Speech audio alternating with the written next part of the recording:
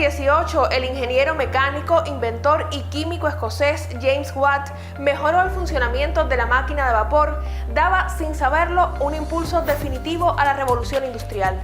Esto ocurrió en la ciudad de Glasgow, la mayor de Escocia y la tercera del Reino Unido. En aquel momento, Watt no imaginó que los seres humanos quemarían tanto carbón, petróleo y gas en los próximos 3 siglos hasta poner en jaque la salud del planeta.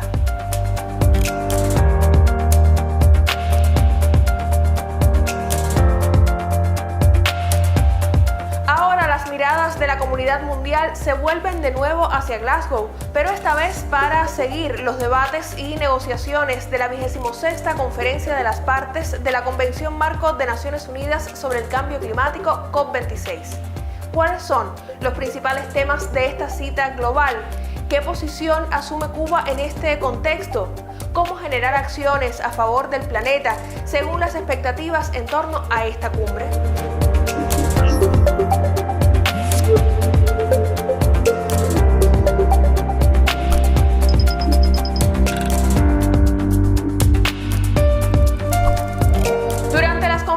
De Naciones Unidas sobre Cambio Climático, líderes mundiales y responsables de negociación de cada país buscan llegar a acuerdos sobre el modo en que las leyes y las instituciones internacionales permitirán hacer frente a un desafío que ningún país puede solucionar de manera aislada. Recordemos que el cambio climático es una variación significativa en el clima y por tanto se trata de un proceso que transcurre en largos periodos de tiempo. Incluye, por ejemplo, las modificaciones en cuanto a temperaturas, lluvias y patrones de viento, entre otros aspectos que es posible analizar durante décadas. Estas variaciones ocurren por causas naturales y también por la influencia humana. En estos días de la COP26 es frecuente que escuchemos muy asociado al término cambio climático el de calentamiento global, o sea, el incremento paulatino de las temperaturas de la atmósfera y de los océanos. Ocurre sobre todo por el aumento de gases de efecto invernadero debido a la acción humana. Es a su vez una de las causas del cambio climático. En otras palabras, el aumento del CO2 en la atmósfera, uno de los principales gases aportados por la actividad humana a partir de la máquina de vapor, el motor de gasolina y de gas natural utilizados en la industria, los sistemas de transportes y la maquinaria agrícola, da lugar a una mayor absorción de radiación infrarroja, impidiendo que se escape al espacio, lo cual provoca el calentamiento del planeta. Según afirmaba el secretario general de la Organización Meteorológica Mundial, Peter Italas, al presentar en 2020 el informe de la entidad sobre la concentración de gases de efecto invernadero en la atmósfera, se había alcanzado un nuevo récord, llegándose a las 410 partes por millón, que es la forma de medir la presencia de estos gases en la atmósfera. Para ponerlo en perspectiva, la última vez que se registró en la Tierra una concentración de CO2 comparable a la del momento actual fue hace entre 3 y 5 millones de años. La temperatura era entonces de 2 a 3 grados más cálida y el nivel del mar, escuche bien, entre 10 y 20 metros superior al actual. Pero no existían 7.700 millones de habitantes, un gran por ciento de los cuales habitan en zonas costeras que desaparecerían de volver a subir el nivel de los océanos. Y es en este contexto global en el que se desarrolla la COP26. En esta cita, los principales debates ocurren en torno a 6 objetivos. El primero es impedir que el calentamiento del planeta sobrepase un aumento de 1,5 grados centígrados respecto al siglo XIX, una meta clara desde el Acuerdo de París de 2015.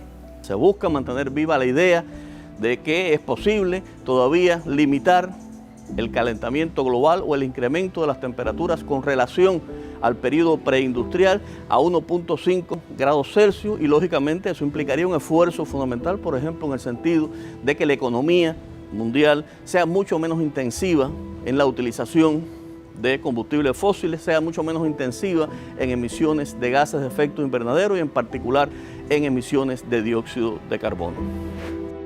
Otra idea que se debate en la COP26 es la de poner una fecha límite al uso de carbón sin tecnología de captura y almacenamiento. Recordemos que este combustible fósil es el de mayor incidencia en el cambio climático, mientras las centrales termoeléctricas que lo emplean son la primera fuente de emisiones de CO2. En la actualidad, expertos de todo el orbe buscan perfeccionar las tecnologías de captura de gases de efecto invernadero que resultan del uso del carbón. La idea es impedir que estos contaminantes lleguen a la atmósfera. Sin embargo, esas alternativas aún resultan insuficientes. De hecho, en la COP26, numerosos científicos y grupos de activistas han expresado que todo el carbón debería pasar a la historia. Un tercer tema a debate y muy importante es el financiamiento anual para políticas sobre el clima. Se habla de unos 100.000 millones de dólares para ayudar a que los países en desarrollo reduzcan las emisiones de combustibles fósiles y sean capaces de adaptarse a los impactos de la crisis climática. Eso es una cuestión de responsabilidad social por parte de los países más desarrollados. Lo que tenemos que hacer es alcanzar el nivel de 100.000 millones de dólares con este fondo del cambio climático para ayudar a los países menos desarrollados y con el sector privado desarrollar las tecnologías nuevas verdes para solucionar el reto. Y en esta manera podemos regalar a las nuevas generaciones un mundo sostenible. También con esa intención, en la COP26 los especialistas proponen lograr que todos los autos nuevos en un periodo de 14 a 19 años sean de cero emisiones, o sea, vehículos que no emitan sustancias contaminantes. Por ejemplo, la Comisión Europea ha propuesto que a partir de 2035 no se pueden vender vehículos nuevos que emitan dióxido de carbono, lo que en la práctica significa vetar los motores de gasolina, diésel, gas e híbridos. La medida es un mensaje a los fabricantes europeos para que aceleren su transformación hacia el vehículo eléctrico y una advertencia a las firmas extranjeras para que cambien si quieren seguir haciendo negocio en Europa, considerado el mercado más poderoso del mundo por población, casi 450 millones de habitantes, y poder adquisitivo. Un quinto objetivo de la COP26 es terminar con la deforestación en 2030, porque los bosques tienen un rol muy importante para eliminar el carbono de la atmósfera. Sin embargo, surgen nuevas preocupaciones. Según un reciente informe de la UNESCO, 10 de los bosques más protegidos del mundo se han convertido en emisores netos de carbono debido a su degradación por la actividad humana y el cambio climático. Los investigadores no son optimistas en sus pronósticos y creen que cada año se irán agregando más y más lugares a la lista, pues la absorción de carbono en muchos ecosistemas ha disminuido a raíz de la sequía y de los aumentos en las temperaturas. Los incendios forestales sin precedentes, registrados particularmente en Siberia, Estados Unidos y Australia, emitieron decenas de millones de toneladas de dióxido de carbono a la atmósfera. En este contexto, revertir la deforestación y la degradación de la tierra sigue como una urgencia ante la actual crisis climática. El sexto propósito de la COP26 pone el acento en la necesidad de reducir las emisiones de metano. Se trata de un potente gas de efecto invernadero con más de 80 veces el poder de calentamiento del dióxido de carbono. Por lo general, el metano ha quedado a la sombra del dióxido de carbono cuando se habla sobre calentamiento global y cambio climático. Sin embargo, en la cita de Glasgow se busca impulsar compromisos concretos contra las emisiones de gas metano, responsables de entre el 25 y el 30% del aumento de la temperatura registrado en el planeta desde la era preindustrial. Y sus niveles no han dejado de subir en los últimos 2 siglos. Las principales fuentes de metano están relacionadas con la agricultura, las fugas en la producción de petróleo y gas y los vertederos. Junto a los propósitos que hemos comentado y que articulan los principales debates de la COP26, encontramos otro tema que ya se ha debatido con anterioridad, pero que ahora gana protagonismo. Se trata del concepto de cero neto, también conocido como neutralidad de carbono o cero carbono.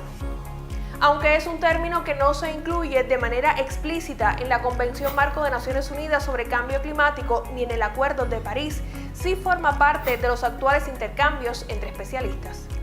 El concepto cero neto consiste en conseguir que la cantidad de gases de efecto invernadero que se emiten no sea mayor que la cantidad que se elimina de la atmósfera por métodos naturales o artificiales.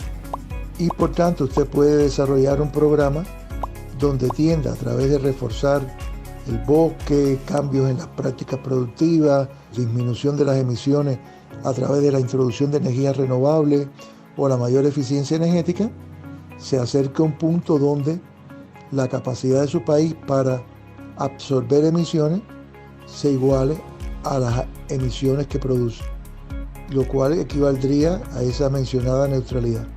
La idea del cero neto debe funcionar de manera diferenciada y proporcional según la incidencia de cada país en los indicadores de contaminación. Teóricamente nadie discute la necesidad de ir eliminando las emisiones y de aumentar las remociones, pero no es un criterio que pueda aplicarse homogéneamente y cada país debe estar en condiciones de hacer esto conforme a sus necesidades e intereses. No es un proceso que debe ocurrir mecánicamente y que se diga que todos y cada uno de los países tienen mañana que tener una neutralidad de carbono al 2050.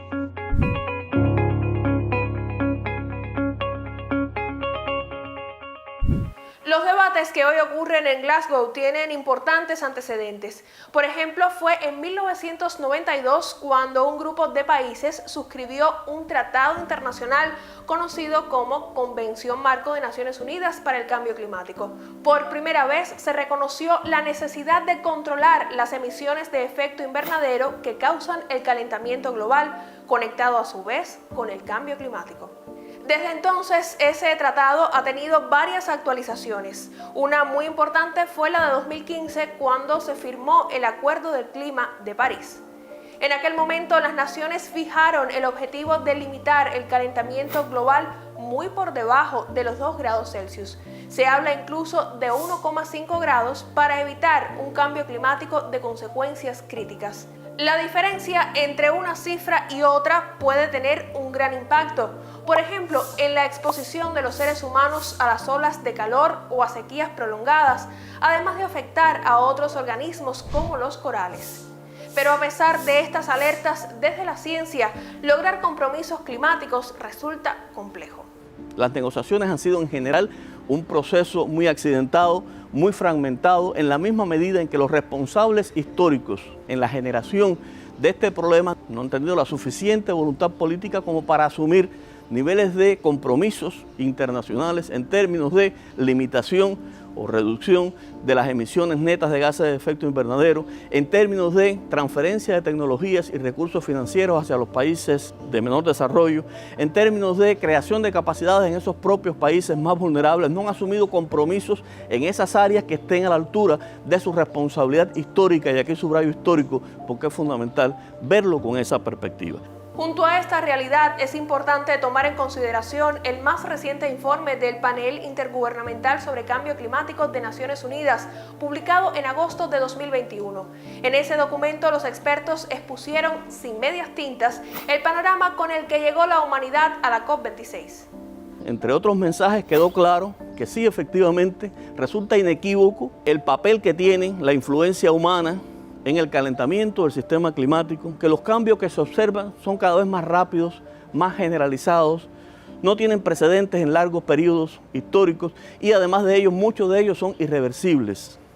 Tiene una relación con el incremento de fenómenos extremos, desde el punto de vista de que uno de los elementos más connotados que han ocurrido en las observaciones es precisamente el incremento de los extremos climáticos. No solo de los conocidos como los huracanes, precipitaciones intensas, las grandes precipitaciones, que son dos cosas distintas, sino también otros relacionados como, por ejemplo, la disminución de la cobertura nubosa sobre los países. En Cuba se ha producido una disminución significativa de la cobertura nubosa y eso trae aparejado un incremento de la radiación solar. Se concluye además en esta evaluación que la temperatura global del planeta seguirá creciendo al menos hasta mediados de este siglo, para prácticamente todos los principales escenarios de emisiones de gases de efecto invernadero, a menos que hayan cambios sustanciales en las direcciones que apuntamos anteriormente. Un hecho importante relacionado con la COP26 es que coincide con la actualización de los planes nacionales de acción climática que los países deben realizar cada 5 años,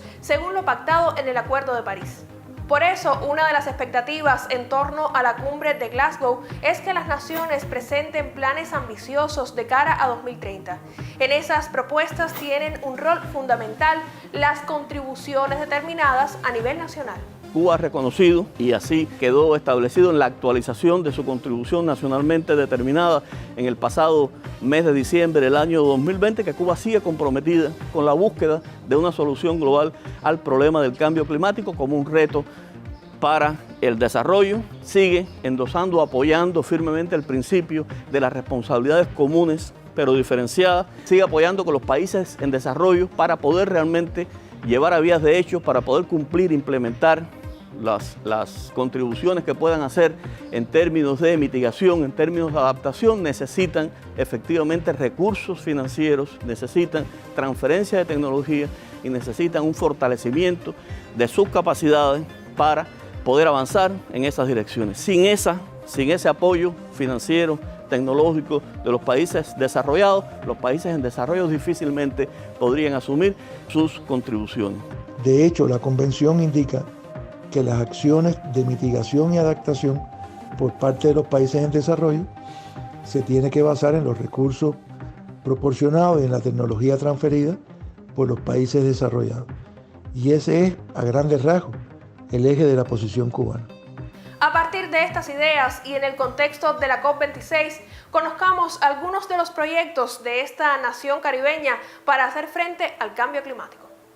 Aumento de las temperaturas, fenómenos hidrometeorológicos extremos y elevación del nivel medio del mar son algunos de los impactos del cambio climático más preocupantes para Cuba debido a su condición de estado insular. Por estas razones, las medidas de adaptación, aprovechando al máximo las potencialidades que nos brinda la naturaleza, son una prioridad para el país. Así lo demuestran las acciones de la Tarea Vida, el plan de Estado que desde hace 4 años cuenta con los registros y las nuevas investigaciones de la ciencia en torno al cambio climático. Muchos de estos resultados aparecen en la Tercera Comunicación Nacional, un documento que expone las medidas, cumplimientos y desafíos del país de cara a la Convención Marco de las Naciones Unidas sobre el tema. El proyecto es una contribución del Plan de Estado Tarea Vida para el enfrentamiento al cambio climático y refleja políticas que facilitan la adaptación adecuada a este proceso, así como su mitigación. También refuerza la capacidad técnica e institucional del país en la temática y permite la integración del conocimiento e información sobre el cambio climático, así como el vínculo con las prioridades de desarrollo sectorial y territorial. Los especialistas describen los principales escenarios a corto, mediano y largo plazo y reflejan las amenazas para Cuba, de ahí que se insta en la recuperación de los diferentes ecosistemas. La recuperación de las playas como un ecosistema costero que puede reducir esa, digamos que, agresividad con la que se desarrollan los fenómenos meteorológicos extremos y, por supuesto, para países como nosotros que desarrollamos una actividad económica, como es el caso del turismo, pues entonces se pueda convivir armónicamente con este tipo de actividad. Otra de las experiencias cubanas transmitidas a varias naciones con características similares es el proyecto Manglar Vivo en áreas del sur de las provincias Artemisa y Mayabeque. La iniciativa ha permitido reforestar este tipo de ecosistema con una línea de protección hacia las costas y también ha brindado nuevas oportunidades de trabajo e implicado a los habitantes de la zona en el cuidado del entorno. La rehabilitación del malecón habanero es otra de las líneas de trabajo que hoy articula nuevos esfuerzos. En primer lugar, acciones de mantenimiento para asegurar el drenaje y la correcta evacuación de las aguas que se acumulan en eventos meteorológicos como son los frentes fríos y los huracanes y, por supuesto, asegurar que tenga vitalidad esta importante vía de comunicación de la ciudad. Pero también hay otros elementos en los cuales se ha venido trabajando en el malecón habanero y que están directamente relacionados con el ordenamiento territorial. De qué manera esta área puede de alguna forma disminuir su densidad demográfica y que las actividades socioeconómicas que se desarrollen en él pues puedan de alguna manera convivir con estos efectos meteorológicos extremos. Estamos hablando no solo de soluciones que parten desde la tierra hacia el mar, sino también de soluciones que se puedan estar teniendo lugar del mar hacia la tierra. Pero además de promover iniciativas como estas que potencian las capacidades para adaptarnos al cambio climático, se desarrollan otros proyectos encaminados a la reducción de gases de efecto invernadero. En esta comunicación, por ejemplo, encontramos un inventario con datos actualizados sobre las emisiones y remociones de gases de efecto invernadero en Cuba, o sea, el dióxido de carbono, el metano, el óxido nitroso, los cuales muestran una ligera disminución respecto al año 1990. Sin embargo, ante el posible desarrollo de las actividades socioeconómicas, pudiera ocurrir un incremento de las emisiones. De ahí que Cuba impulsa alternativas para el aprovechamiento de las fuentes renovables de energía en áreas como el transporte. En el mundo hay una tendencia a eliminar los motores de combustión interna se plantea por los países más desarrollados comenzar a eliminar hacia esta fecha los motores de combustión interna, lo que obliga y significa que los países debemos también convivir con esta realidad. Y por supuesto eso tiene sus beneficios ambientales en cuanto también disminuye la contaminación atmosférica y continuamos en esta labor de ir hacia un desarrollo bajo en emisiones y con mayor resiliencia en nuestro país. En el sector del transporte no solo se trata de tener la disponibilidad de este tipo de vehículos, sino que también se pueda contar con toda la infraestructura para tener carga en estos vehículos. Se trata entonces de aprovechar todas las fuentes renovables de energía que se tienen en el país a partir de la solar, eólica, y que se puedan de esta manera tener una matriz que realmente se sustente en estas fuentes renovables de energía. Una experiencia en este camino es el proyecto Neomovilidad, un sistema de transporte urbano con bajas emisiones en carbono y que promueve enfoques inclusivos. Este proyecto se implementa a través de la Agencia Francesa para el Desarrollo y tiene como principal finalidad que La Habana cuente con un plan de movilidad sostenible. Significa que en cuanto a la infraestructura urbana, pues deben tomarse en cuenta un grupo de elementos importantes para la convivencia en la vía de ciclos no motores, como pueden ser las propias bicicletas. Significa también incorporar un grupo de vehículos híbridos o de vehículos eléctricos y por supuesto modificar la manera en que se cargan estos vehículos eléctricos a partir de fuentes renovables de energía. Se trata entonces de que La Habana disponga de este plan de movilidad, capital de nuestro país, pero que también sirva como referente para el resto de las provincias y de las cabeceras provinciales. Otras acciones tienen como centro la reforestación, por ejemplo, crear los llamados sumideros de carbono. Pues es el lugar donde se absorben estas concentraciones excesivas de dióxido de carbono y de otros gases de efecto invernadero. Tenemos un potencial de llegar hasta un 33% en el año 2030 y por supuesto esto puede conducir a que muchas de los gases de efecto invernadero que podamos estar generando dado el desarrollo de nuestras actividades económicas como se ha planteado en el Plan Nacional de Desarrollo Económico y Social al año 2030, pues también de alguna manera sean compensados y absorbidos por esta masa forestal que estamos consolidando en estos años. Los cambios de mentalidad son el punto de partida para unar voluntades políticas y también para la toma de conciencia a nivel ciudadano. El actual contexto necesita de transformaciones que impulsen de manera definitiva el vínculo armónico y sostenible con la naturaleza.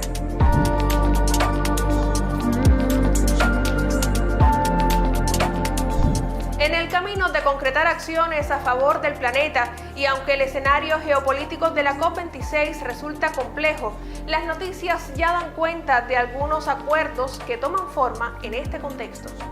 Por ejemplo, más de 100 naciones se comprometieron a frenar la deforestación para 2030.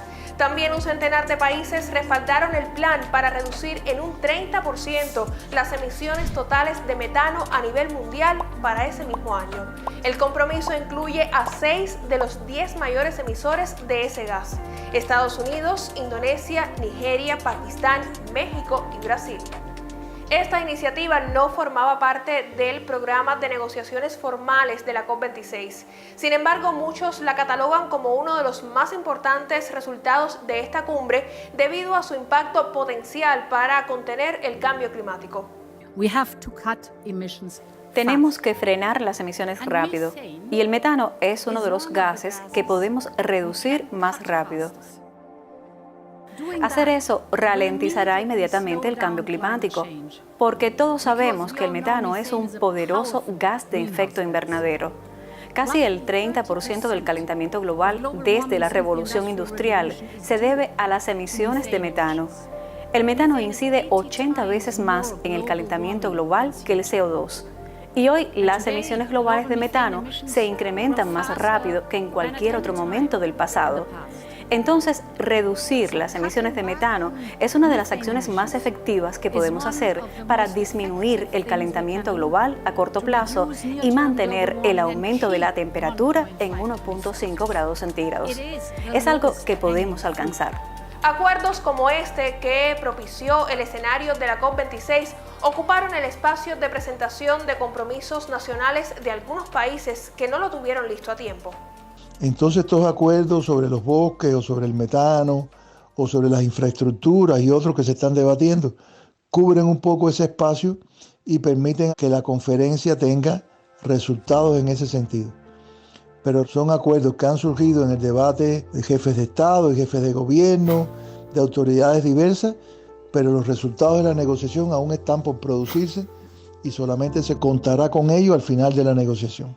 Hasta el 12 de noviembre continuará la COP26 en Glasgow. Como ocurre en estos encuentros, el punto final será la redacción de un texto con los resultados de los debates que además refleje un acuerdo entre las diferentes naciones.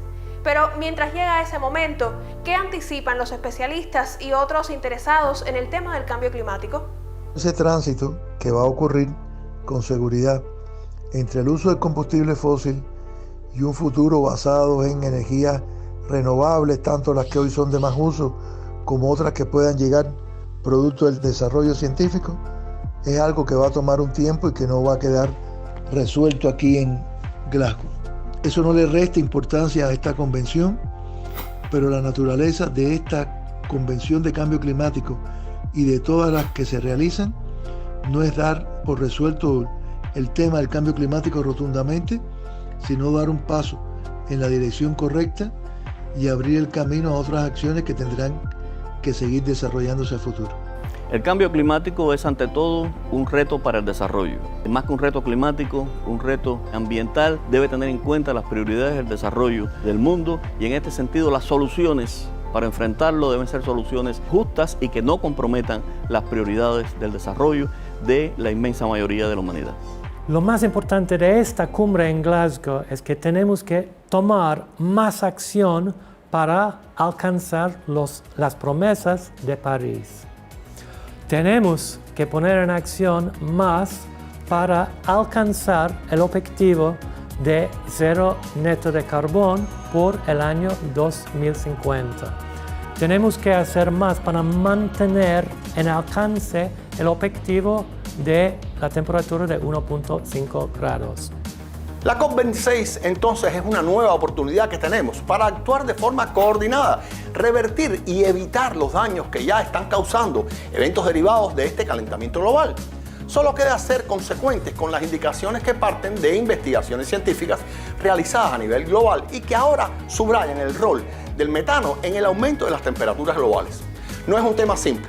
Alok Sharma, presidente de la COP26, ha dicho que los países deben dejar la geopolítica en la puerta si en realidad quieren alcanzar un resultado exitoso para el bien de todos.